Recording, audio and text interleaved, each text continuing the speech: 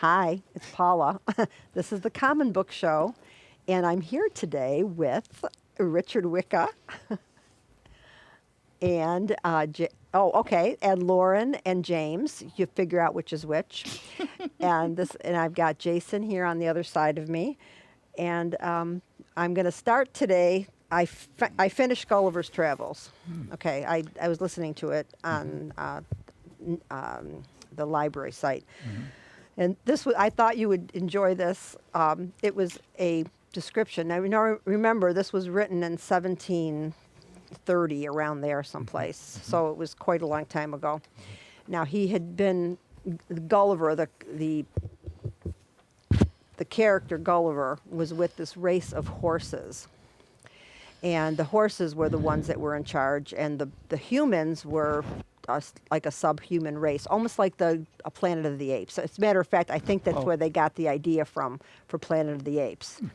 So, and the horses can talk? They speak a language, and he's learned the language. But they're not centaurs, they're horses. They're horses. They're not centaurs. They're horses. And he's learned the language. And of course, this lead horse wants to know everything about the society that he came from England. So he's describing lawyers.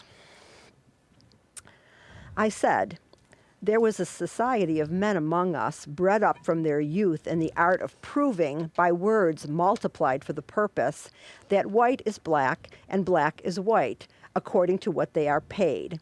To this society, all the rest of the people are slaves. For example, if my neighbor has a mind to my cow, he has a lawyer to prove that he ought to have my cow from me. I must then hire for another to defend my right, it being against all rules of law that any man should be allowed to speak for himself. Now, in this case, I, who am the right owner, lie under two great disadvantages. First, my lawyer, being practiced almost from his cradle in defending falsehood, is quite out of his element when he would be an advocate for justice, which is an unusual office he always attempts with great awkwardness, if not with ill will. The second advantage is that my lawyer must proceed with great caution, or else he will be reprimanded by the judges and abhorred by his brethren as one that would lessen the practice of law. And therefore I have but two methods to preserve my cow: the insinuating that he hath justice on his side. The second way is for my lawyer to make my cause appear as unjust as he can by allowing the cow to belong to my adversary. And this, if it be skillfully done, will certainly bespeak the favor of the bench. Now, your honor is to know that these judges are persons appointed to decide all controversies of property, as well as for the trial of criminals, and picked out from the most dexterous lawyers, who are grown old or lazy, and having been biased all their lives against truth and equity, lie under such a fatal necessity of favoring fraud, perjury, and oppression that they have known some of them refuse a large bribe from the side where justice lay, rather than injure the faculty by doing anything unbecoming the nature of their office. It's a maxim among these lawyers that whatever has been done before may legally be done again, and therefore they take special care to record all the decisions formerly made against common justice and the general reason of mankind. These, under the name of precedents, they produce as authorities to justify the most iniquitous objections, and the judges never fail of directing accordingly. In pleading, they studiously avoid entering into the merits of the cause, but are loud, violent, and tedious in dwelling upon all circumstances which are not to the purpose. For instance, in the case already mentioned, they never desire to know what claim or title my adversary has to the cow, but whether the said cow were red or black, her horns are long or short, whether the field I graze her in be round or square, whether she was milked at home or abroad, and what diseases she is subject to, and like. After that, they consult precedents, adjourn from the cause from time to time, and in 10, 20, or 30 years come to an issue. It is likewise to be observed that the society has a peculiar cant and jargon of their own that no other mortal can understand, and that wherein all the laws are written, which they take special care to multiply, whereby they have wholly confounded the very essence of the truth and falsehood, of right and wrong, so that it will take 30 years to decide whether the field left me by my ancestors for 6 generations belonged to me or to a stranger 300 miles off. In the trial of persons accused for crimes against the state, the method is much more short and commendable. The judge first sends to the sound of the deposition of those in power, after which he can easily hang or save a criminal, strictly preserving all due forms of law. So it's... That was long. I know it was long. Wow, I would have lost, right in that sentence, I would have lost my place. I would have... That was, it was not a sentence, my darling. It was paragraphs. Do you want law school in 10 seconds? Okay. Sure, go ahead. If you can't argue the law, argue the facts. If you can't argue the facts, argue the law. If you can't argue the facts or the law, pound the table and yell. Well, that's... Oh, hi, Celeste. It sounds like happy birthday again. So it sounds... been fun. Yeah. I just thought that Richard would get a kick out of this just because it's about the law and he's had a lot of experience with all forms. He took that from Shakespeare. You know, the law's delay, the pangs of disprized love. Well, he may have taken it from Shakespeare, but, you know... He stole it. He stole it. He stole it. He stole it. Well, maybe he did... You know, he is... He's swift. He is swift. I'm sure but I Fleet of just... foot and swift. Did you read this book? I did not. The parts that I liked the parts about the Lilliputians, and I liked the part about the really big people, and I liked part of the thing about the horses. But for the most part, it was slow and tedious. In French, horse is cheval, and that's why moi chevalier, that means a knight. Chevalier versus Ritter is knight in German, so it sounds better in French. So it doesn't mean he's a horse. It means he's a knight. No, the horseman, but Horseman. Okay. Chevalier, Okay. like Maurice Chevalier, l'homme là, dans le cinéma. Well, thank you. Thank you for knowing all these languages. De rien. So Celeste, did you go? You went to another reading today? Yes, you know, today was the a women's march that took place downtown, and there was a program post the march sponsored by the Western New York Peace Center and the auditorium. So other poets that I know were in the program. Mm-hmm. I wanted to see that. Well, Vernice was in it. Cyrillus was in it. Vernetta Rhodes was in it. You know, a group. Yeah. So it was a nice gathering of. And where was that held? held? It was a very good turnout. Where was that held? At the downtown library. Oh, okay. That's a nice venue. And the rally was in Lafayette Square. Right. And they marched from somewhere. I'm not quite sure where because because I didn't march with them. Mm-hmm. I was like, it's getting too cold, and I don't want to march in the rain. It's raining. I know. I'm not a good. I maybe 35 years ago or something, I would have marched in the rain, but yeah, I'm not doing it now. And I had a really great parking place, so I was like, nah, I'm not moving. I was thinking Celeste, MacArthur Park for that. Oh. Celeste, did the police behave themselves? Did they what? Did the police behave themselves? From what I can tell, yes. And what was interesting, there were a number of female law enforcement, you know, in the neon jackets, but not a heavy presence, which was good. And I tell you what's interesting is that a lot of these marches are women who marched the first time for these kinds of rights, and it's like we got to be out here marching again, really, you know? Yeah, I know. After all that time. Yeah. And the speakers were all were all very energized. So hence the audience was energized right along with them. So that was good. I was glad I went and glad to make it. This whole event was done without a permit. Really? That's why I asked about the police. Oh, I Oh, didn't. really? Yeah. Would they just not grant them a permit? I don't know the reasoning behind that. Like if they got How did it you in find too out late. about that? Because Vicky is organizing the event.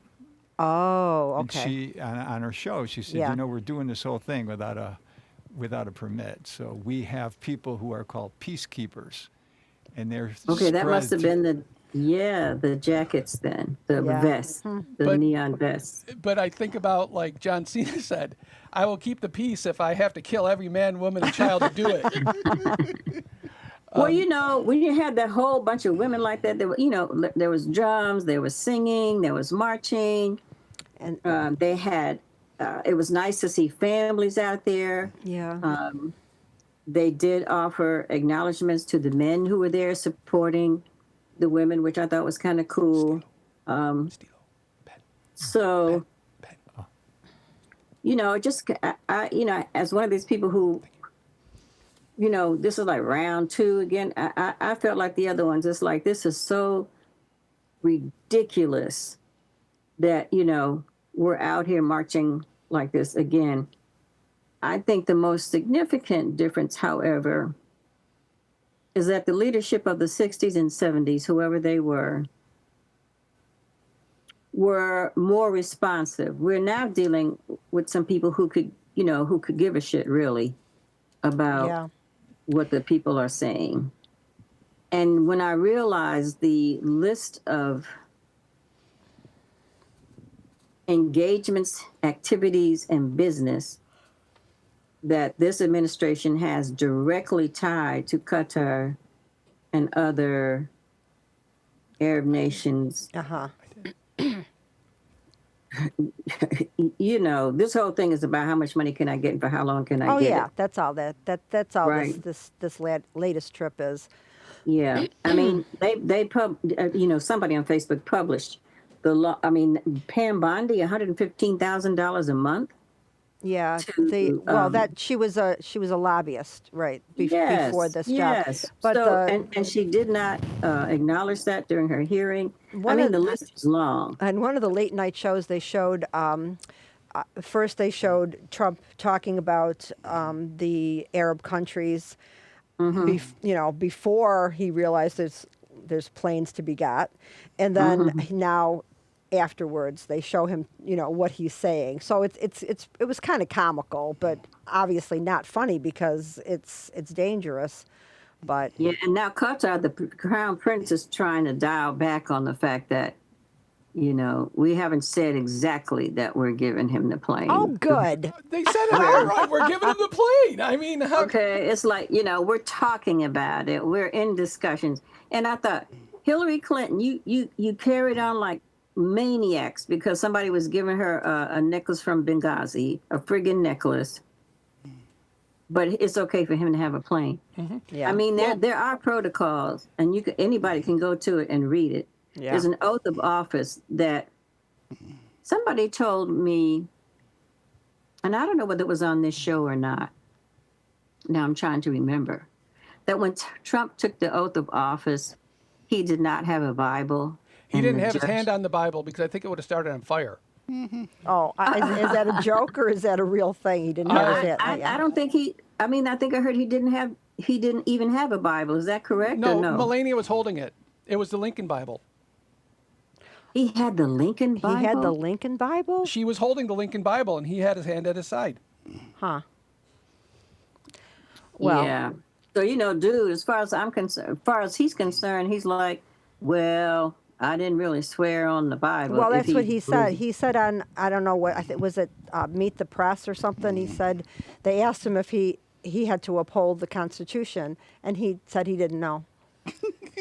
Yeah, I don't know. I got lawyers. But I got depends I lawyers. got, on the yeah. definition of is. And Steve Miller, you know, Oh, he's he's the what? He is definitely, there's something right. demonic Let's, about you him. know, I mean, I don't care. Really, you can Trump just let him go play golf every week because he's too stupid to do much. No, you mean But cheat at the- golf. That's what he cheats at golf. He cheats at everything. He cheats on his wives, his taxes, golf. And a man that cheats at golf really has something that should tell you something, because it has no I don't effect even on know anybody else. how do you cheat at golf? How is that possible? You either hit the ball and it goes someplace or it doesn't. You put all about the keeping numbers, score. different numbers in your score, and you kick the ball into the hole, or you don't even hole out and you say that you did. Aren't people watching you? Not if you're Trump.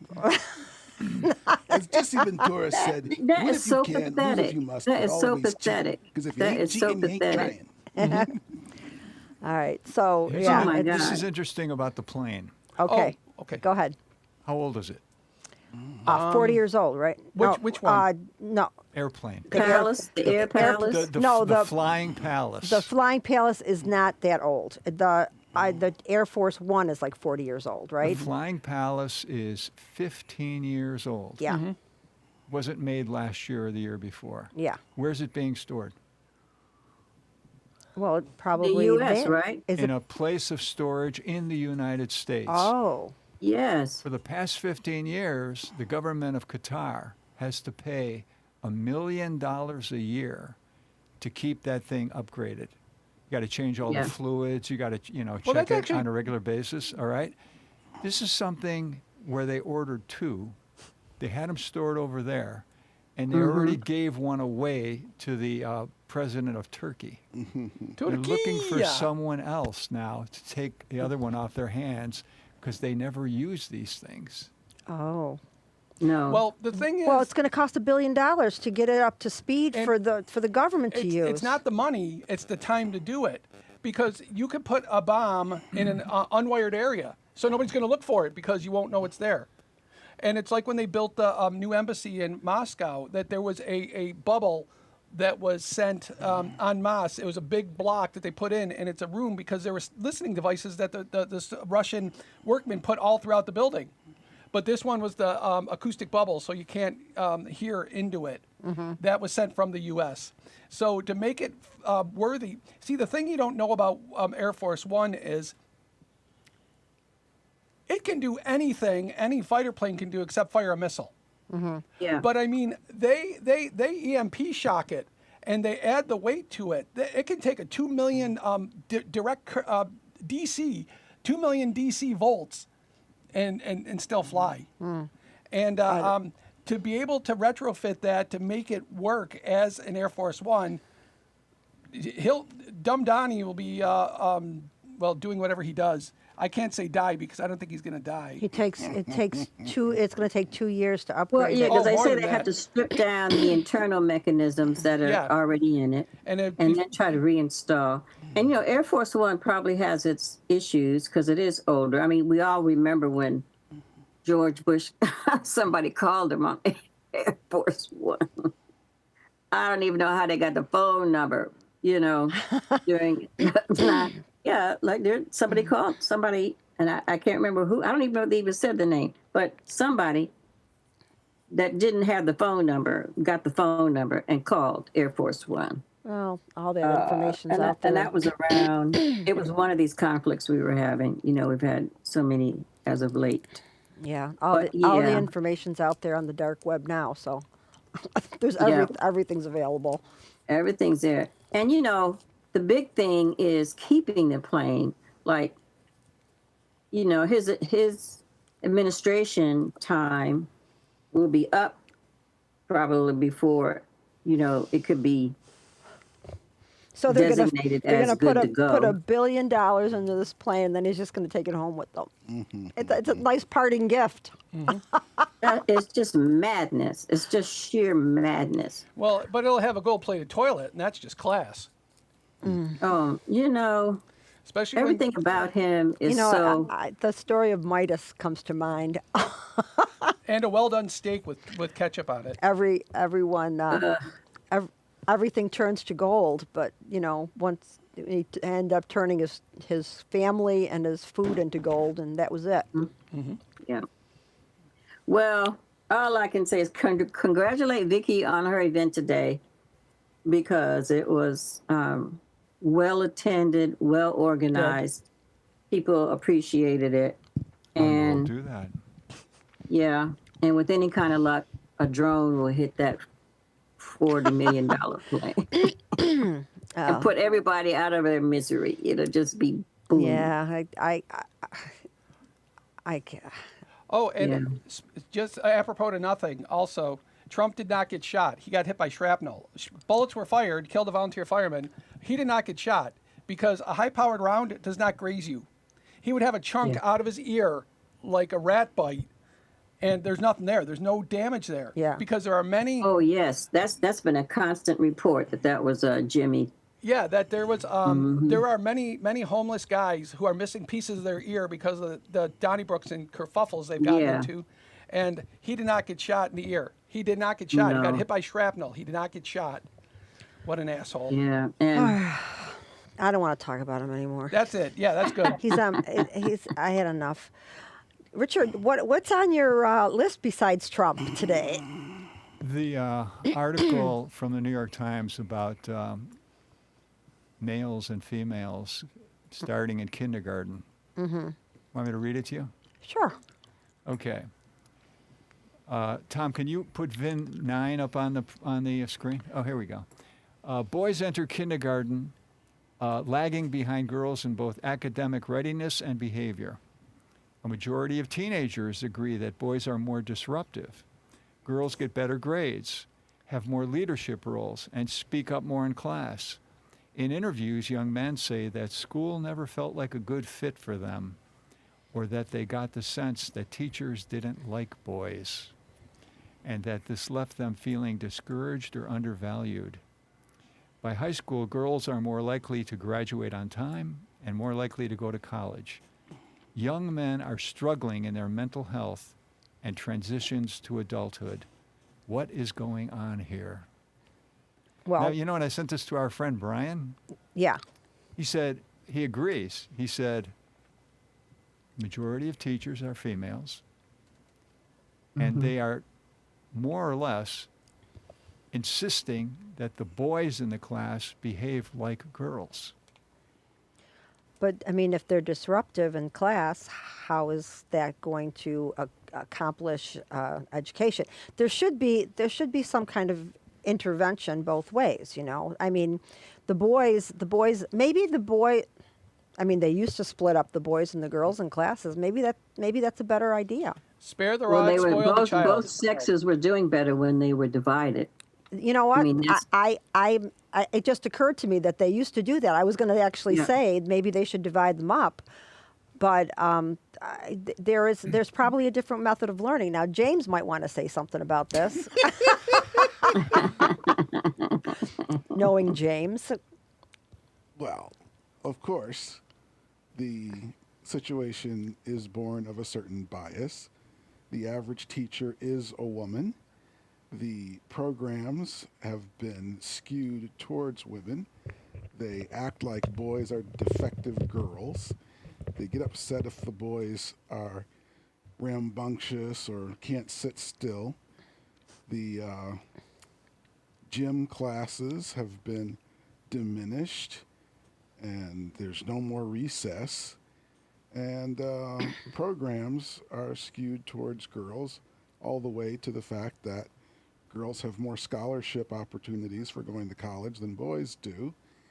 And boys are more likely to get reprimanded, suspended, etc. Well, after Richard sent me this information earlier today, because there's always a back and forth, I looked up what the percentage was in 1955 of boys, men, and women having degrees.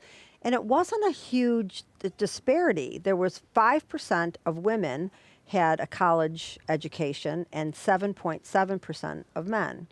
So there wasn't a huge disparity back then.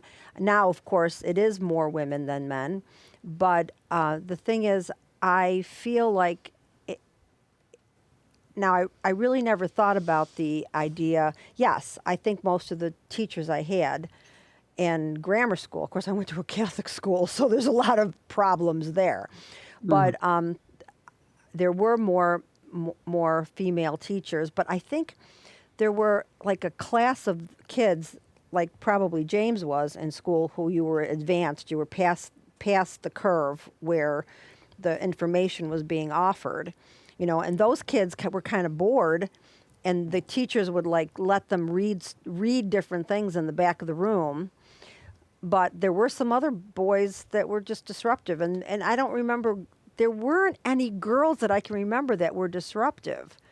Now, I was a daydreamer. I didn't pay attention at all. So for me, I was off in another world. But since you have to pay to go to Catholic school, that if you're a problem in a Catholic school, they just boot you back to the public school. You know, that's why they could have been culled. That's why you didn't see them, because they were culled out of there. Yeah, that's true. It's possible, but there were a couple boys that ended up going to the public school after about the 4th, 5th grade. How did you get through school, Mr. Brain over there? How did you manage to beat the system in an unfair world as you see it? Well, first of all, most school children don't see a male teacher until high school. For me, I was always the new kid because my mother moved around like a gypsy. There were times where I only spent half a year in a school just to be shipped off to another school because my mom moved for whatever flighty reason. And the teachers were just happy to have someone who had my complexion, who actually understood the syllabus. When I went to kindergarten, my mother wanted to get rid of me and have that free babysitting that the state was giving away. But my birthday was just past the cutoff, and she argued that they should take me. So the school decided, okay, we're not going to argue with the angry black woman. We're just going to set things up so that we have an excuse for why we can't do what she's bitching for us to do. So they said, we'll test your boy, and if he tests so that he can actually start school early, we'll take him. But of course, the odds of that happening. And I took the test, and it came back that I should either be in the 3rd or 4th grade. At which point, they were very, very happy to bring me into the school so I could raise their point spread. But you're an October baby, right? Yes. Yes, I was too. They didn't give my mother any trouble. They just said, oh, yeah, you're going to give us money, we'll take her. Imagine that. Well, it was Catholic school. It was different. There's many differences between you and I, Paula. Yeah. Anyway. That's true, James. So. Some that you can't see. Darn it. Anyway, they informed my mom that the only question that they had was whether to put me in the 4th grade or the 3rd grade. And my mother said, oh, no, I wouldn't want him to be a social outcast. Put him in kindergarten like I asked you to. But who taught you to read? Channel 17. Well, good for you. That's great because, yeah, that's great. In fact, the funny thing happened when I went into kindergarten. It wasn't the kindergarten teacher. It was the aide who didn't believe what they had been told about me. And she says, allegedly, you know how to spell. And I says, I can read, therefore I can spell. And she says, okay, spell a word for me. So I'm like, okay, phantom, P-H-A-T. They believed. Well, that's good. Yeah, I remember kindergarten too. I remember that we were given an assignment, and we were all sitting at a table. We didn't have desks. It was a table with chairs around it, and there was a playhouse in the back of the room. for, playtime. And I finished the assignment. And so I promptly got up and went into the playhouse. And the teacher comes in and she bends over and she puts her head in the playhouse and she says, "What are you doing?" And I said, I'm playing. I said, "I'm done with the assignment." And she says, "Well, you have to sit with your hands folded on the table when you're done with the assignment so I know you're done." And I said, "Well, I'm done because I'm here." So she says, "No, you have to come out." So I sat at the table and I You were asked, disruptive like a and toy. I looked at her and I said, "Why am I being punished for finishing early?" And Yeah. she didn't know what to say to me. I mean, she didn't. I have to be fair.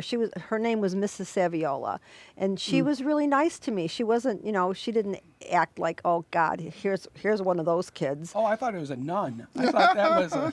Oh no, it was a teacher. I had a nun in the second grade, and I think that might be the only one I had. So, but Yeah. Well, my time in American education, the early grades is very limited because I lived in another country and my mother sent my sister and I to the schools of those countries. And what I can say is that the approach to teaching a kid something in the UK, and I'll use that as the example because I was there more years than not in terms of school, versus how things happen here is very, very different. Very, very different. And I don't know. They may or may not take into consideration the maturing rate of a girl versus a boy because there are distinct natural differences. It is just the evolution of the male biology versus the female biology is very different. The doctor, I'm sure, can help on that. But it's more creative, the expectations are higher, and they don't talk about failure. You do your work, and I guess they guide you in some kind of way so that you're in, let's say you're in the fifth grade, so you're 5'1", 5'2", 5'3", 5'4". The teachers may know that everybody in 5'1" has got more on the ball than 5'3". But the kids don't know that because they're all in 5. And at some point in time, they're coming together. They're coming together in music. They're coming together in sports. They're coming together in special events. They're coming together for whatever reason outside of the classroom. So I don't know that same kind of distinction applies in American public schools. I did not send my kids to American public schools. I sent them to private and parochial schools for that reason. And you have to batten down the hatches with Catholic schools to make sure they don't, condemn your kids to hell for some crazy reason. yeah, and But, and they will. yeah, right. And there's a writer. His name is Juwanza Kunjufu, and I can't remember his regular name. But then he wrote a book, Conspiracy to Destroy Young Black Boys. But within the context of that, how young African males are treated, there's also that subtext about boys in general. And by the time they get to the fifth grade, and they talk about that fifth grade dropout,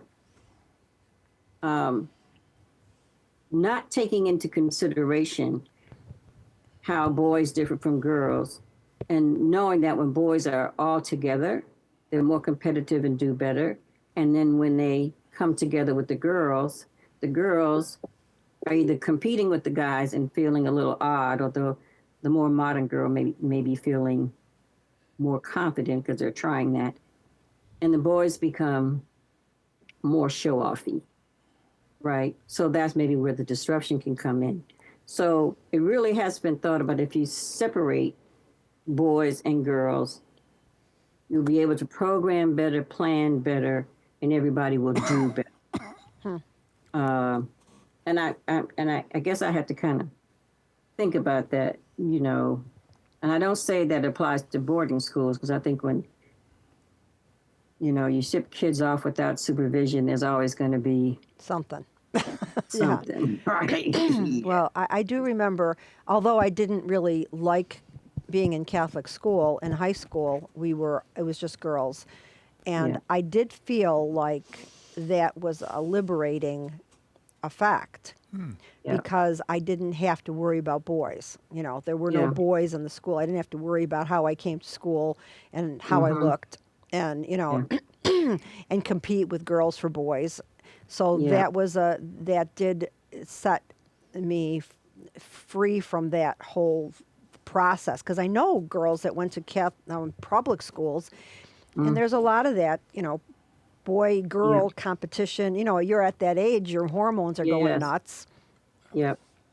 and You're trying to prove yourself in a lot of different ways, and I it's didn't have just- to do that. I just had to be who I was at school. Yes. Yep.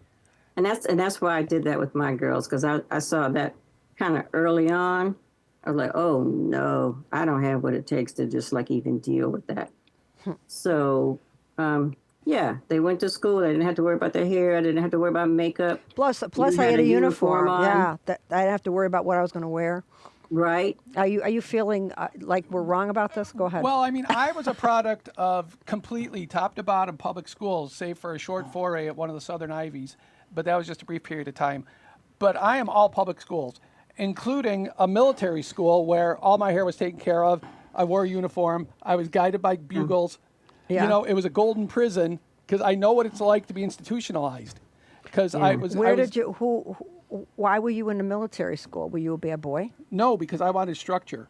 See, You asked to go to a military school? Yeah, I wanted to go to Annapolis, but West Point wanted me, but I didn't want to be Oh, this is college. Yeah. and- Okay, not high school. No, Okay. because around here there are no. In Richmond, Virginia, there's a place called Benedictine. It's a Catholic military school for boys. Mm-hmm. High school, and yeah, it's rigid. And that sounds like where you send somebody for punishment, though, Well, doesn't it? It doesn't sound like. well, that was what a classmate from junior high, when he went to St. Francis, starting in 9th grade, he said, the brothers said, closed fist, open fist, the tassels, they really hurt. The book, you bring in a can for the canned food drive, they will hit you with everything. The Bible, they'll hit you with everything. And, that's and that because spare the rod, spoil a child. So they made sure they beat you like a gong. Well, we did get the wrapped on the knuckles and stuff. Did you went to Catholic school as well the whole time? Was there a physical punishment? No. No. Cashmere's, St. Cashmere's, right? No, St. Bernard's. Oh, okay. Because, when I was in Hawaii, they were still paddling kids. And you can't paddle kids anymore because they're coddled. Paddle, coddle. They almost rhyme. And, Yeah. that's the thing, that if you give a child an inch, they will find a way to stretch that inch into a foot. Because that's Yeah. what kids do. Because they're creative. They have and they're creative, they're minds. innovative, and that's why you need a little bit of structure. And if you never know any adversity, when you finally face adversity, you won't know how to deal with it. Well, Yeah. I do agree with that children have to learn how to fail. That is important. Yeah. And that's something that we lost for a long time. I don't know. Oh, hi, Paul. Hello. How are you? Okay. Okay, good. Now, Good Paul, to see you. Paul, you were raised by your mother. If your father had also been around in the household to raise you, you think you would have turned out differently? Probably. In what way? No conjecture on how? No, how would I know? It's a good point. Yeah. I mean, it's like I can only assume that I might have been different, but seeing as how that wasn't the case, I have no way of knowing if that would have. I'm sure it would have influenced me somehow, but no way of really knowing. How well do you know your father? I don't. Are Oh, we? that's Are why we you can't answer the ourselves? question. Does Yeah. anybody really Right. know? Well, now that's not entirely true, because both Paul and his brother made frequent trips to visit the father. He said he doesn't know his father. Well, his father had a public self and a private self. And in the public self, he would brag about how nice his house was, how nice he decorated it. And like Bruce brought his new used car to his father, and he said, "My advice, son, take this car, drive it in a ditch, and leave it there." Like he would run the kids down for not being up to his standards. Isn't that right, Paul? Yeah, I think you did better off without him, Paul, if that's the case. Oh, yeah. I mean, I think the last thing I said to him was when I says, "Fuck off and die." And when you die, I'm not going to be there to bury you. Yeah, GFY. That's the last thing you tell everybody. Yeah. Well, But no, he was never around. You know, he was never a father, and so it does change. It changes your perspective to be raised by one parent, though. You know, it does. Well, yeah. I mean, he died. I didn't even know he was dead until it was 2 weeks until he was buried. I'm like, well, all right, I don't care. Yeah. I didn't. That's better I than could care less. It's better that he was buried, not like he was dead for 2 weeks in the house, you know. And Yeah. His cat All ate his face juicy. off. I would have been okay with either one. It didn't matter to me. I Yeah. didn't care. So. Yeah, I think that I grew up without my dad died when I was 8, so I didn't have a second parent. But I think that you don't have that. You don't have the thing to go in between. You know, you don't have one parent that gives you affection and the other parent that maybe gives you advice. You know. Right. Yeah, I right. don't know about that because I just had a mother who was all of a sudden single at 39 years old. And I think my mom, I think that she left when I was like 3 years old, so I didn't know any better anyhow. But I mean, I learned how to do things for myself. So so I've always done things for myself. So I didn't need them for anything, you know. But well, that's what, you know, it's funny because when I left my husband, when I was married very young, I was married at 19, and I left him, and I thought, you know what, and boy, it was such a weird thing to think of now because I think I grew up fine without a father, but Right. I did. But so I, you say. But I didn't. No, but I didn't, and I didn't know that though until I was older, and I realized what I missed by not having that father. And my daughter always knew her father, though. He was active in her life, and he was a good guy. He just wasn't. Well, for I was me. thinking of that meme of the dog sitting there with it all on fire and saying, "This is fine." Yeah, that's exactly what it was. Yeah. You know, that's interesting because you can have reverse kind of effects. We were raised, my sister and I, because my dad was in the military, my mom worked also. Our whole world was centered around my dad. And it didn't matter what it was, what we ate, where we went. You know, I mean, that was just how that was. And I was married the first time very young. And the problem for me was my father had been the standard, but it was a standard that was probably artificial, right? Because, you know, your parents, depending on their relationship, portrays a certain thing. Yeah. So by the time, you know, well, first of all, I married against my parents' will. So that was, we can begin there. Yeah. You know, because my dad came back from Vietnam and he was a wackadoodle and they didn't really know, they didn't talk about PTSD at that time. You were just, I don't know, battle worn or whatever you want to call it. Battle fatigue. Yeah. shell Battle shock. fatigue. They said shell shock. Yes. Well, that was yes, prior. yes. That was shell shock was from World War II. And So, everything. Yeah. did your Right. father come to your wedding, or did he boycott it? He didn't Well, come to I my came wedding. back to the States. You know, I was living in Europe Yeah. and I married into the military. And I, you know, we grew up Air Force and I committed the arch sin of marrying a guy in the Army. But I came back to the States because what we did, you know, was make up this elaborate story that I was pregnant and yada yada. And then my mother said, "Oh my God, I have to take her to the doctor." And I called up Jay Jr. and I said, "My mother said she's going to take me to the doctor. What are you going to do?" He goes, "I don't know." I mean, do you have to get pregnant? I said, if I go to the doctor, right? You were the we- only woman who lied about having to get married because you were Right. pregnant. Well, because that was the little thing. Because I was going to go back to the States because he was getting shipped back to the States, and you know, and that's what happens when you're young. Because I remember I graduated from high school when I was 16. So I was 16. So I had about as much brain as a daffodil. You know, I was not smart, and I mean, book smart, yes, but you know, and my husband who was 19. Well, he wasn't my husband at the time. Two of us together had like 25% maybe of a brain, right? So we came up with that story, and we got caught in the lie, right? Mm-hmm. And then we had to deal with that. So we came back to the States. But my father was still on duty in Germany, so neither one of my parents were there. My mother and my grandmother You came. said duty. Oh, Yeah. well, Yes. I never heard that story before, Celeste. That's precious. I don't tell it often because it lets people know how really what a dimwit I was Well, at that age. when I got pregnant at 19, I thought to myself, "Oh, I'm pregnant. I can do this. It's 18 years. I can I can take care of somebody for 18 years." I never thinking in a million years that you're a mother forever. It never No. occurred to me. That's a 6-word story. The Queen, pregnant. Who did it? That's a six-word story. Oh, Oh, I don't know. I don't understand it. It's 6 words and it's a story. It's a Oh, complete okay. story. That's it. Okay. 6-word story. The Queen, pregnant. Yeah. Who did it? Yeah. yeah, and you know you don't even think about that. Because I tell you how inept.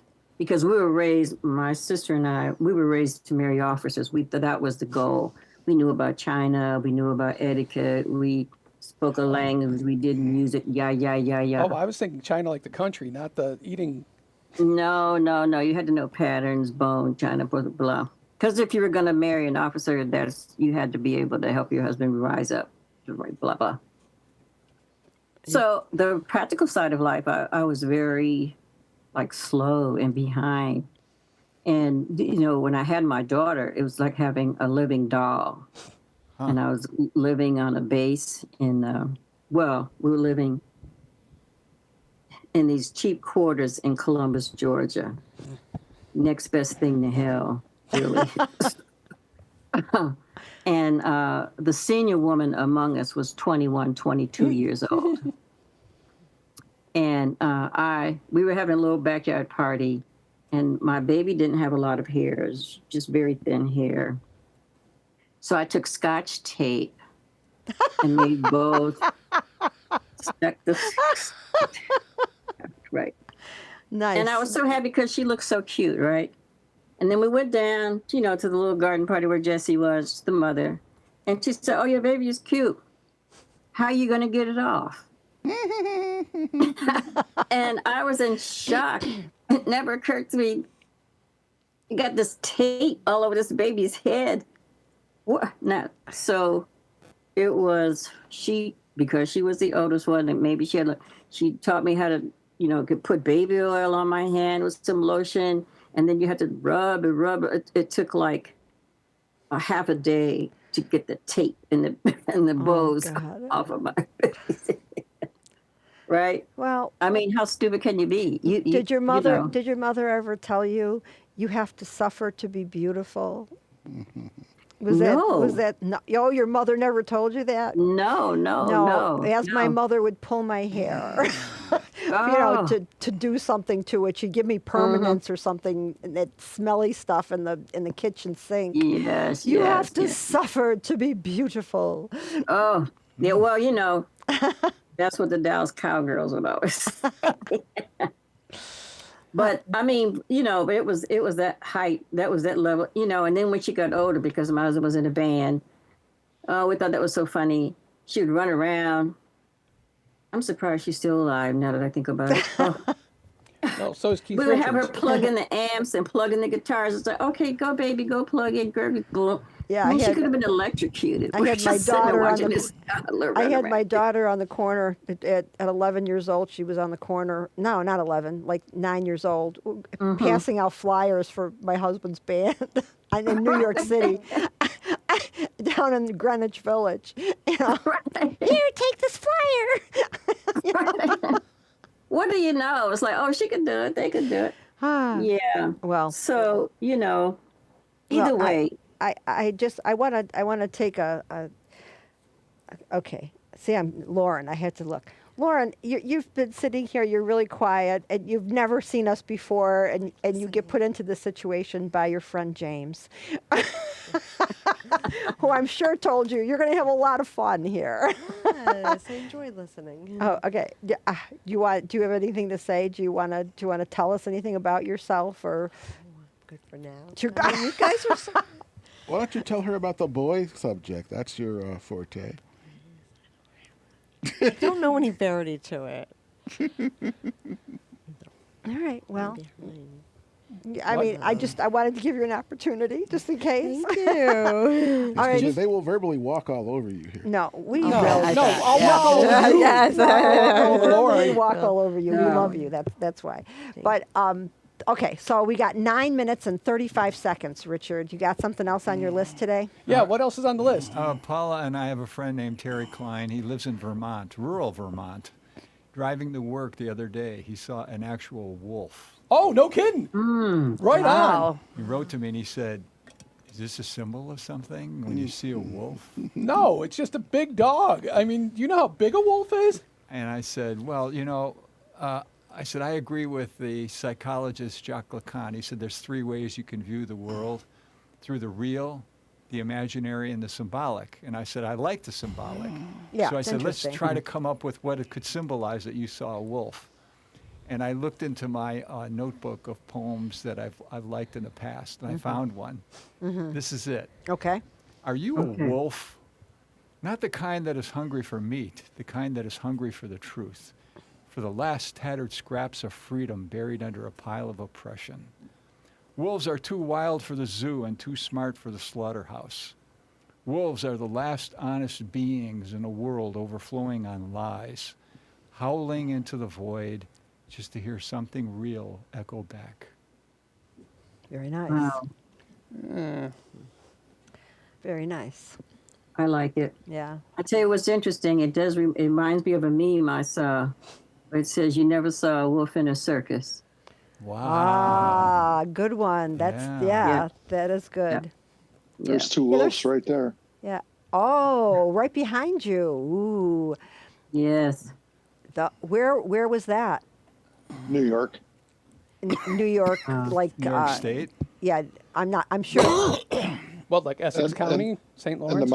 the mountains. Oh wow, they're beautiful. How far away were you from these wolves? Probably 50 yards. And were they like staring at you, the way deer stare at you when they know you're present? Or did they ignore you? Well, they were probably circling. No, there was just the 2 of them. They ignored me. Do you know how many wolves it takes to take down a moose? Do I know? No. How many? 8. If it's less than 8, like a moose is a pretty good thing. It's a big animal. Because the moose just has to stomp on one. And the thing about any quadruped, if you hit it here, you can put the force all down the spine. So you crack their spine, one's out. You stomp on another, they will have to abandon the hunt because they won't be able to take it down. But if you have 8 intact, they can take down the moose.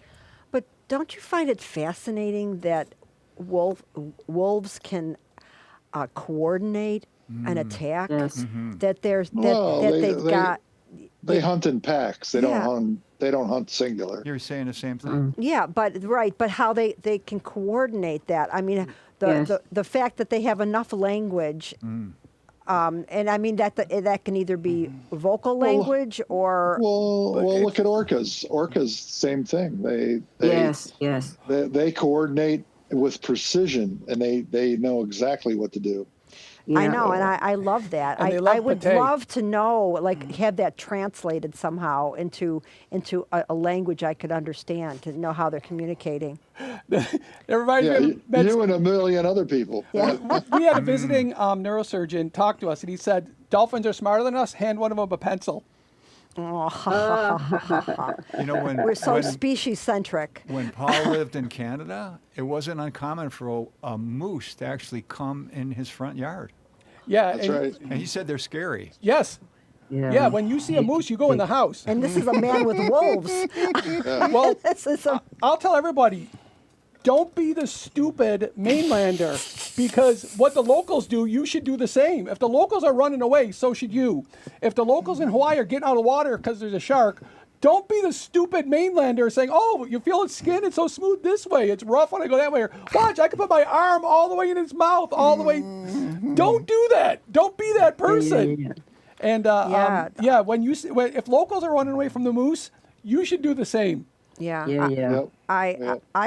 I have never seen a moose in the wild. I did up in Alaska. We were on a I've walking never- we were on a walking path, and it had to be about 70 meters away, and the people, the local folks turned around, they go, and we were like the dumb idiot mainlanders, lower 48ers. Yeah. We're like, wow, that's so cool. There was enough time it could have closed that loop and stomped me to death. Yeah. I have seen bears. Well, I've seen usually bears moose- at parks, but I've never seen a moose. Moose. I met a like, moose in when Michigan you, once. How far away were you? Was it a moose that in a lodge? Was it a lodge moose? No, this was the gigantic thing that I come Oh, around really? the corner, and the moose is just chilling out in the middle of the road. Oh my God. So I just kind of slowly slowed down and until I stopped, and I'm looking at the moose, and the moose is looking at me, and I'm like, well, aren't you gonna like go somewhere? And the moose is just looking at me like, I live here. What are you doing here? You know? Right. And after a while, he just decided to walk on by, and because he's taking up the whole damn road. They got a big ass on them. I mean, Yeah. And finally, he walks away, and I go along my merry way. I get to meet my friends who lived up at the top of Old Michigan, Smoky? and I tell them, I saw him move. He's like, "And you're still here?" And I told him, he was blocking the road. I came up, I stopped, I kind of sat there for a few minutes until the moose walked away. And he says, "Please tell me you didn't honk your horn." I'm like, "Fuck no, I didn't honk my horn." He says, "Well, that's good, because the moose will interpret that as a challenge."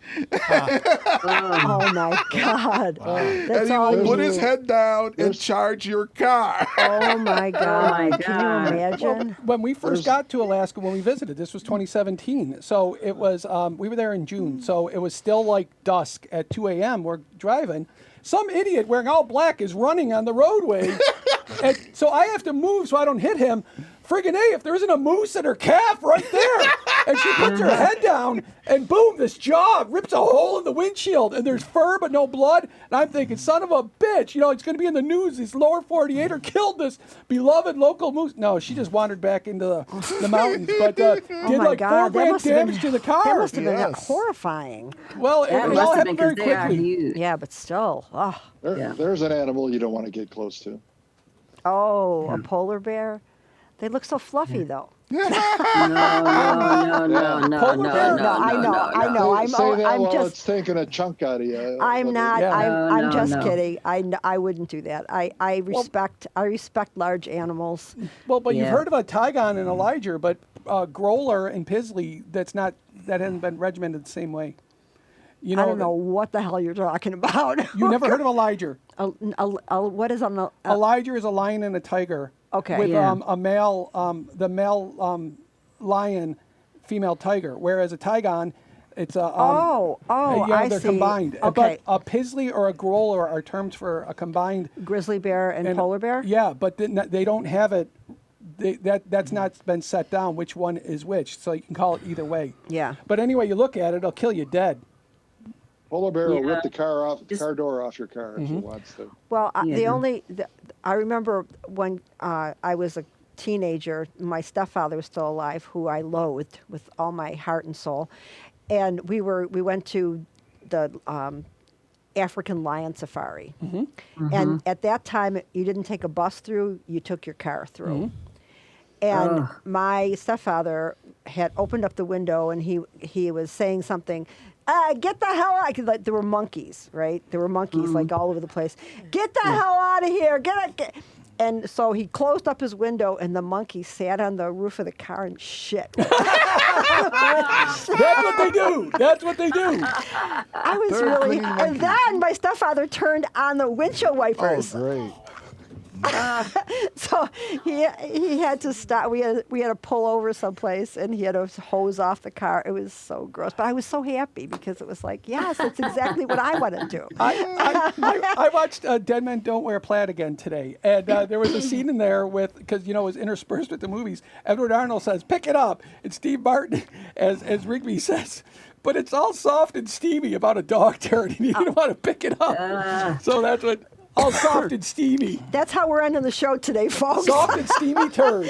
We've Yeah, got I'm 12 going seconds. back to the wolves. Well, thank you all for coming. It was nice to see everybody, and happy birthday again, Celeste. And Thank you. It's You're that much closer to death, Celeste. It's stop it! Birthday. Don't say those things to her.